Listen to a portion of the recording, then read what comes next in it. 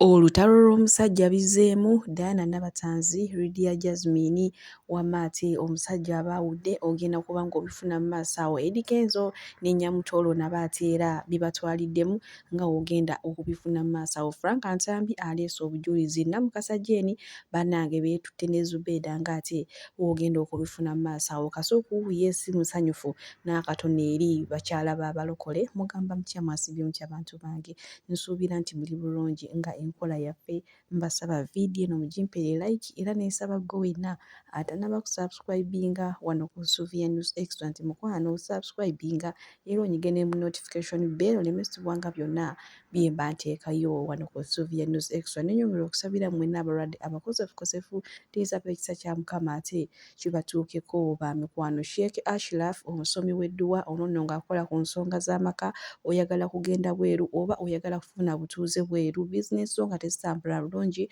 mukubireko ku nnamba y'essimu eri awate wamma akulombera edduwa ate ogenda kuddamu kwejjusa wadde n'akatono. BF Suma Herbal Research Clinic bajjanjabisa ddagala lya butonde era nga nabo bajjanjaba endwadde zonna, bakubireko ate weefunire obulamu obujja. Munange sigenda kulwisa era nga nkutandise ne Kasuku. Munaye ono nno avuddeyo ne yeemulugunya ku bakyala b'abalokole mbu bo bawa nnyo ebitiibwa eri abasumba ate okusinga abaami baabwe abawaka. Mpuno buli kimu kyonna omusajja w'ewaka kyamugamba asooka kugamba kangende mmale kwebuuza ku musumba, kangende mmale kwebuuza ku musumba Katambi. Nkayina mu maaso wano mbwera ebyo ebintu naye abalokole nnyo. Ekintu ekyo kyali kyatutamya abalokole. Nina obufumbo bwemmanyi bwa mirundi ng'etaano bwayawukana lwa pastors. Abakyala bawuliriza omusumba okusinga bbaawe. Okitegeera buli kiseera pasita yagambye, pasita yagambye, pasita yagambye eki, genda pasita akuwase. Kasita otandika ebyo ne gundi kye yali agamba wali pasita Bujingo kye yagamba bwe yali akyali ne Teddy mbu n'okwegatta nga basooka soma Bayibuli. Sooke tusabe Bayibuli mwoyo atulage oba twegatta nga ne style gikyuse era balina sooka kwogera ne mwoyo. Mwoyo n'aga nti kati mugezeeko ey'embuzi, kale mukwate ku y'embwa, mukwate ku ya kapa. Nakunyumizaako bukapa bwe nalaba nga bwekola.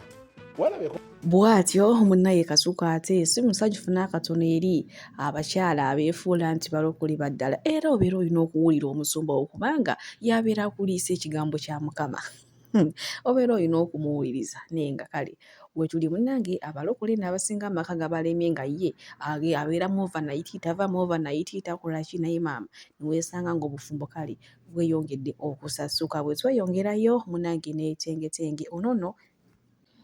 tengetenge waali wenjogeera ssaawa zino ajagambiza waggulu nga jjanzi era nga yeyawangudde social media influencer of the year. Ate nno nga bino nno tebyategekeddwa mu Uganda wabula bibadde byategekerwa eyo mu America. Zijjukire mabegakaawo navayo ne mbagamba nti munnange tengetenge nno bamulonze, kale mugende bambi okumulonda awangule. Olengera awangula ate nga tebyabadde mu Uganda. So bannange Mukama bw'agamba nti kati gwe nkuyimusizza teri muntu mulala yenna ate ayina buyinza kuddamu kukuusa wansi. Munnange waliwo akatambi akatambudde ennyo aka Ldyia Jasmine. Ldyia Jasmine Eddy Kenzo yali ali ku stage n'agamba nti sikyali singo, nafuna omukyala ayitibwa Nyamukenzo Nyamutoro. Munnange abantu kamera bagitunulizayo wa Ldyia Jasmine bamusanga yenna anyiize ng'awese omumwa, naye munnange no si bye byali byamunyiizizza. Ldyia Jasmine ono ayina obulumi oluvannyuma lwa Diana Nabatanzi yamubbako omusajja we eyali amuteekamu akasente eyali amulabirira ow'ebweru. Kati Ldyia Jasmine waka akaseera Eddy Kenzo we yali ali ku stage amaaso ge gaali gatunudde ku Diana Nabatanzi. Kwe kutunula bw'atyo ne maama abantu bakiwanvuyiriza mu Ldyia Jasmine yanyiiga oluvannyuma lwa Eddy Kenzo okumusalayo omwenda n'afuna Nyamutoro. Si we kiri ono mukazi watuye naye ayina bintu biwamma ebimutwalaganya. Kati sooka olabe wano bafaani ate bo babinyiigidde mu bulala nnyo. Olaba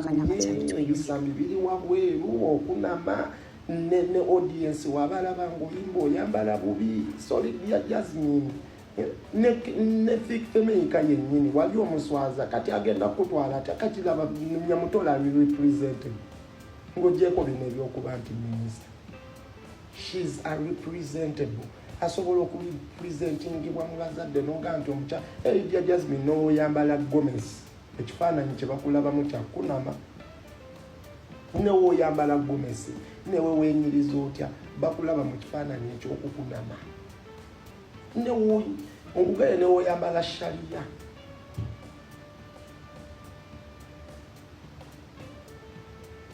byebyo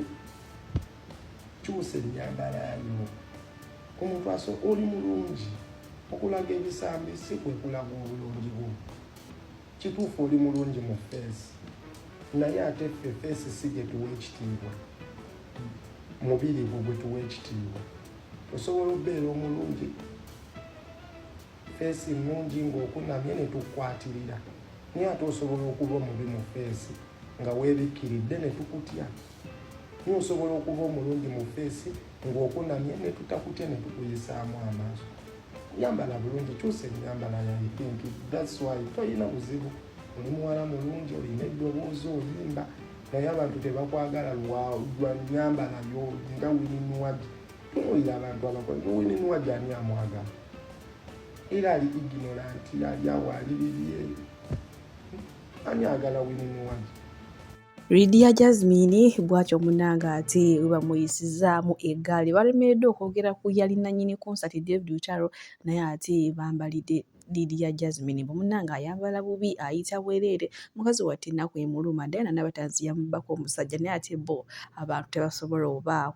kukiraba kale bwe tweyongerayo ewa Shiba Kalungi wamu ne Aronex we baddamu remix ya Injarwala munnange oluvannyuma lw'abantu okutandika okugamba mbu Shiba Kalungi yalibanga ono omuvubuka ye taata lubuto mulina mu maaso awo ng'ate avuddeyo n'abyesamba agambye nti bo just bayimba luyimba ate ng'oluyimba lwe bayimba kugamba luli mu nsonga za laavu kati yes singa abeera ali mu kupafominga ne Shiba babeera balina okukola nga bali mu laavu basobole okugyayo amakulu g'oluyimba naye nga ye nga yesi taata baby naye nga nyogera obbajjukiza taata baby promota we UK musajja ayinamu kasente ali awo omusajja mweru munyankole oba munyarwanda. Let me clarify that here. But now since taata kusubira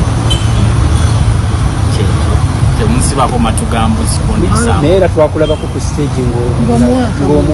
ng'omwaka mulate ng'olaga nti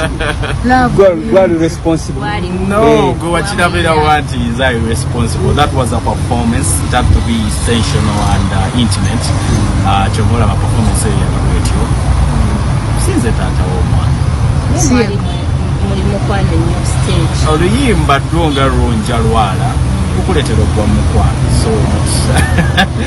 mutusaasire twagwa mu mukwano in that moment. Olubuto lwa Shiba abasajja bo balwegaanidde ddala abawerako era nga ne Pastor Bugembe yavaayo emabegako n'agamba nti bannange temunsibako ku lubuto lwa Shiba si lwange kati ate munnange n'ono Aronex naye avuddeyo n'agamba nti bo just bayimba buyimbi luyimba naye nga tewaliwo nkwatagana ya laavu kale we tweyongerayo n'omuyimbi Stasha Mayanja onono ategese konsati ennaku z'omwezi nga 7 omwezi ogw'omukaaga 2025 awo ku Seena Hotel kale omanye ekikadde kisigala kikadde birimu enjawulo ennyimba za kakati n'ez'ekikadde kati kwata wano owulire eno abafa bafe maama obuyimba nga bunyumira ddala so munnange bafaani be benna mwenna mweteeketeeke ennaku z'omwezi nga 7 ate mujje bambi hajati mumulage omukwano nze nafumbirwamu nnyokosi abalungi abatuwuliriza era abatulaba olunaku olwaleero tukyaddeko ewa Sheikh Ashraf Dembe sebo sanyusa okubalaba amannya agange yezeseeka Ashraf Dembe akola ku bizibu by'enjawulo omuntu singa aba alina ebirwadde musomereddwa tumuwa amazzi ga lukuya nga bw'obadde ogalaba tugenda abantu ku kyoto ne twokya emizimu emibi egibabaamu n'okulomba edduwa abantu singa abeera ng'ali wano atuuse nsobola okumulombera edduwa ne waba atatuuse nga mpadde amannya ge naye ng'ali wala naneetaase ennamba yange yeeno eri 0707363711 nammwe bannyinaffe abali ebweru oyagala okuba nti oyagala okulombera ku dduwa ng'olina ebizibu viza zibuze amaka gakolongotana sente zikola zimpita mu ngalo ojja kumpeereza ekifaananyi kyo n'amannya go ebyo byokka bijja kumala nja kulombera edduwa ojja kutereera olunaku olusembayo mu mwezi mba n'edduwa eyawamu ffenna n'abalwadde bange abakadde n'abapya. Salaamu alaikum warahmatullahi wabarakatuh. Bwe tweyongerayo ne Diana Nabatanzi wamu ne Ldyia Jasmine wama lutalo lwa musajja era nga amawulire gano yagaleese yenna mukasa Jeeni bukyaleeta amawulire amafu leero gano go matuufu bya ddala era akatambi akatambula ennyo aka Ldyia Jasmine we yali anyiize ng'asuukidde abangi baakirowooza mbu anyiiza olw'okuba Eddy Kenzo agambye nti takyayisimu yafuna Nyamukenzo naye munnange si bwe kyali olutalo lwabwe yali alengedde Diana Nabatanzi ate nga Diana Nabatanzi ye yabba omusajja wa Ldyia Jasmine ow'ebweru eyali amulabirira munnange era mbu Ldyia Jasmine ennaku zino ebintu byatabukamuko kubanga omusajja yali amuwa kasente Diana yamubbako dda yali boyfriend wa Jasmine. Okay. Yali boyfriend wa Jasmine. So we bafunamu misunderstanding mbu Diana Nabatanzi namulipula era neyo gundi ashaling service Diana gyalina mbu omusajja yamuteekamu ssente eyali bawa Jasmine era yesterday nakirabi Jasmine teyanyeze Diana yabuuzizza oli omulala n'amukwata mu ngalo Diana ng'ayimiridde awo neyeefula atalabye munne kyokka nga Diana mweru oba teyamulabye Nakana kano. akusaaka tegedde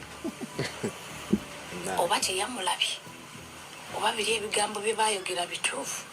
ebyo baabingamba bya mumbu mbu omusajja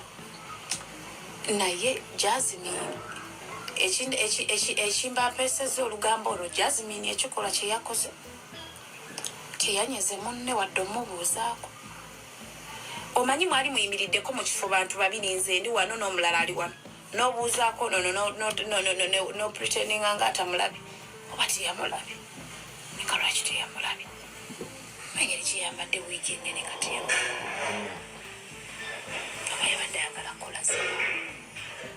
yoyo omusimbuzi gwe tulina waliwo omuntu Jasmine ne Nabatanzi kabwanango nsonga za musajja era omusajja oyo mbu yakolera Diana Nabatanzi asharing service namukasa watu wayogera mu bigambo era mbu besanga kushoya lutalo kataba eyole ekigo nga betunulira kyamuli kyasalambwa lya nsenke omusajja aberawa abira London awo byani bya namukasa ekirungi nsonga zo besanze kushoya lutalo namukasa ne gundi Nabatanzi ne nabawanuka LJ owaffe ne beebuuzaako okusinziira ku namukasa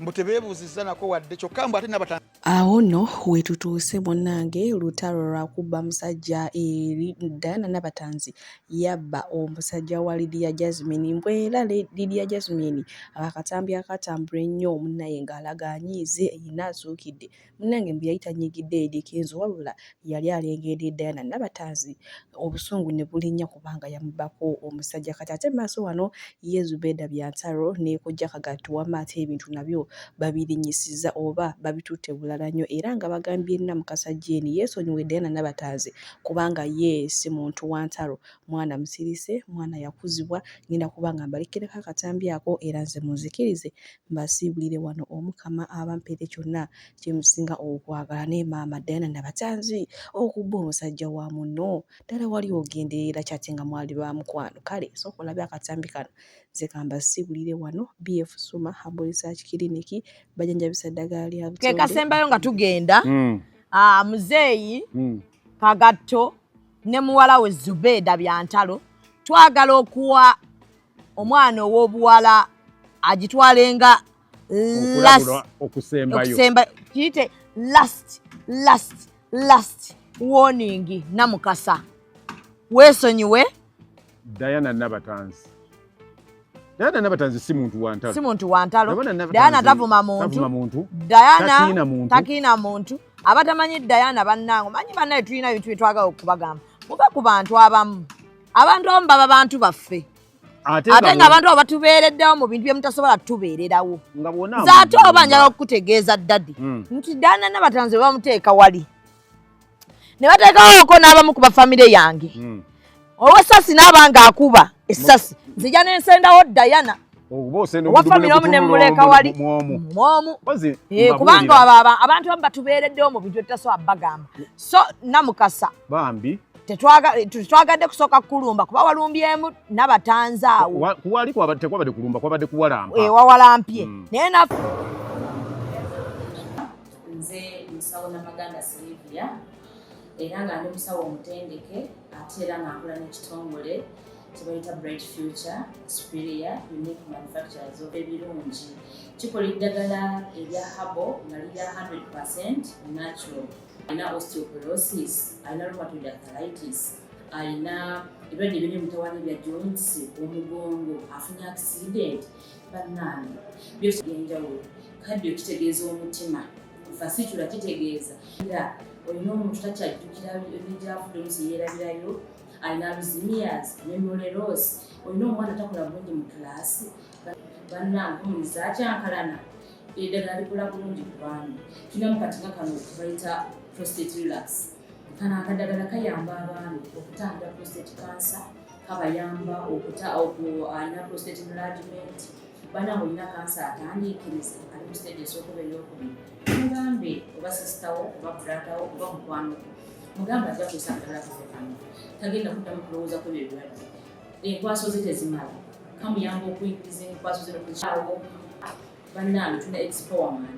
bw'abanga alina enkwaso ze tezimala kano kayamba okuyingiza enkwaso ze afuna premature ejaculation bw'aba tuse mu kisaawa amala mangu kano kandida oba any harmful bacterias